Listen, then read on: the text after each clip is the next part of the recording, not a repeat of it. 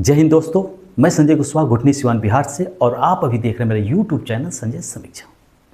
आप सभी को पता है कि बिहार विधानसभा का चुनाव का डेट सुनिश्चित कर दिया गया है और जिसका नामांकन 10 अक्टूबर से सुनिश्चित किया गया है। यानी कि आज 9 अक्टूबर है, कल 10 तारीख से नामांकन शुरू हो जाएगा। और मैं बात करूँ दरौली विधानसभा क्षेत्र संख्या 107 की, तो जहाँ पे सारी राजनीतिक पार्टियों ने अपने अपने कैंडिडेट का नाम सुनिश्चित कर दिया है, वही बीजेपी यहाँ पे बहुत बड़े धर्म संकट में पड़ चुकी है कि किस कैंडिडेट को हम ये सीट दें और किसे ना दें। और ऐसा यहाँ पे इसलिए हो रहा है कि बीजेपी की तरफ से यहाँ पे कम से कम 10 से 12 ऐसे कैंडिडेट हैं जो पूर्ण रूप से दावा कर रहे हैं कि इस सीट के लिए हम सबसे बेटर हैं।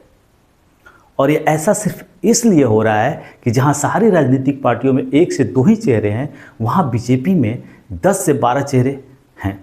क्योंकि 10 से 12 चेहरे इसलिए हैं क्योंकि जो जिला के जो पदाधिकारी हैं, संगठन के जो पदाधिकारी हैं बीजेपी के, उन्होंने कहीं ना कहीं इन सारे लोगों को प्रमोट किया। इन सारों लोगों को ये जो कि बताया गया कि आने वाले कल में दरौली विधानसभा क्षेत्र के लिए आप सबसे बेटर कैंडिडेट होंगे। और उसी को देखते हुए सारे कैंडिडेट 5 से 10 साल से बीजेपी के साथ लगे हुए हैं और कि ताकि हम आगे चल के कुछ बेटर करें। लेकिन अभी सबसे बड़ा संकट ये है कि जब काफ़ी ज़्यादा सदस्य हो गए तो बीजेपी किसको सीट दे किसको सीट ना दे, ये बहुत बड़ी सरदर्दी बन चुकी है दरौली विधानसभा क्षेत्र के लिए, बीजेपी के लिए। तो थोड़ा सा बीजेपी ने यहाँ पे अपना माइंड गेम खेला और सोचा कि क्यों ना हम एक बाहरी कैंडिडेट को ला दे ताकि यहाँ के जो 10 से 12 कैंडिडेट हैं वो कहीं ना कहीं शांत हो जाए और उनको भी ये लगे कि चलो बाहरी कैंडिडेट आ गया है तो अब कोई बात नहीं है, चलने देते हैं। लेकिन जो कैंडिडेट 5 साल 10 साल से मेहनत करके बीजेपी को आगे लेके गया है, उसका फ़र्ज बनता है अपने हक की लड़ाई के लिए। और ये सारे कैंडिडेट आने वाले कल में अगर बाहरी कोई भी कैंडिडेट आता है तो ये बागी हो जाएंगे।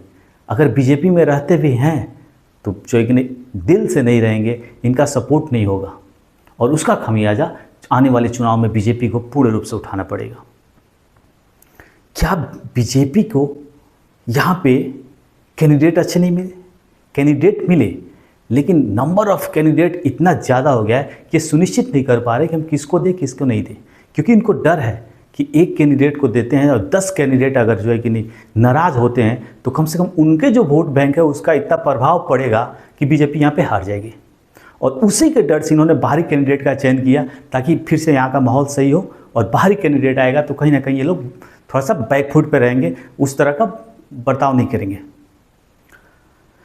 मैं सिर्फ जो 10 से 12 कैंडिडेट हैं, जो मेन कैंडिडेट हैं, एक तरह से राजनाथ राम जी हो गए, जया मांझी हो गए, राम अवधेश मांझी हो गए, मनोज पासवान हो गए, सुरेंद्र पासवान हो गए, ललन चौधरी हो गए, अजय पासवान हो गए, सर्बानंद राम हो गए, मनोज राम हो गए, विद्यासागर बैठा हो गए, ये सारे वो कैंडिडेट हैं जिनको बीजेपी के पदाधिकारियों के द्वारा ये सुनिश्चित किया गया था कि आने वाले कल में सबसे बेटर उम्मीदवार आप हैं। तो आज अपने हक की लड़ाई के लिए लड़ेंगे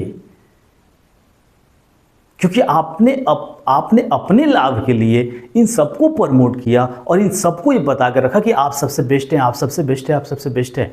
तो अगर ये सबसे बेस्ट हैं, अगर आपने मुझसे बोला है कि मैं सबसे बेस्ट हूँ, तो मेरा हक बनता है कि आप मुझे जब सीट की बारी आई है तो आप मुझे सीट दीजिए।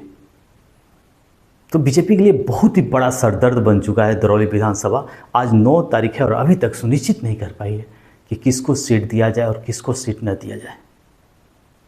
ये जो भी उम्मीदवार हैं काफ़ी लगन के साथ इस पार्टी के लिए काम करते हुए आए हैं और इनका हक बनता है कि इनको सीट मिलना चाहिए। तो देखिए क्या होता है। कल कहीं ना कहीं ये सुनिश्चित हो जाएगा कि यह दरौली विधानसभा क्षेत्र से बीजेपी किस कैंडिडेट को सीट देती है।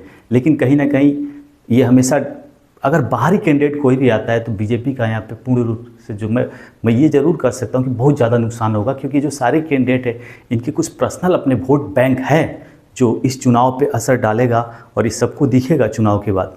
लेकिन अगर कोई लोकल कैंडिडेट को बीजेपी यहाँ पे उतारती है, उसमें भी बहुत बड़ी समस्या है कि एक उम्मीदवार एक कैंडिडेट को उतारने के लिए 12 कैंडिडेट को कैसे मनाती है, कैसे उनको घर वापसी कराती है, ये देखने वाली बात होगी।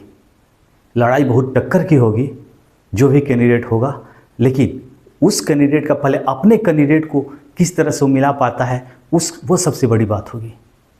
राजनीतिक कैरियर की बात करूं तो तमाम ऐसे उम्मीदवार हैं जिन्होंने काफ़ी समय से बीजेपी के लिए काम करते हुए आ रहे हैं, चाहे वो दरौली से विद्यासागर बैठा हो, चाहे घुटनी से राजनाथ राम हो, जो कि 2 बार उनकी वाइफ जो है कि नहीं घुटनी पूर्वी से जिला परिषद रह चुकी हैं, तो एक बार दरौली से वो जिला परिषद की लड़े से हार गए थे, और अभी वर्तमान में राजनाथ राम की वाइफ जो है कि नहीं घुटनी नगर पंचायत की उप चेयरमैन है। तो ऐसा नहीं है कि उस तरह के कैंडिडेट नहीं है, लेकिन आपने नंबर ऑफ कैंडिडेट इतना ज़्यादा बढ़ा दिया है कि बीजेपी के लिए सबसे बड़ी यही संकट की बात हो गई है। तो अभी आप सभी को इंतजार करना होगा कि बीजेपी किस कैंडिडेट को उतार रही है इस मैदान में, लेकिन जिस कैंडिडेट को उतारेगी पहले तो उस कैंडिडेट को अपने सारे कैंडिडेट को मिलाना होगा, समझाना होगा, तभी जाके सफल हो पाएगी बीजेपी। धन्यवाद।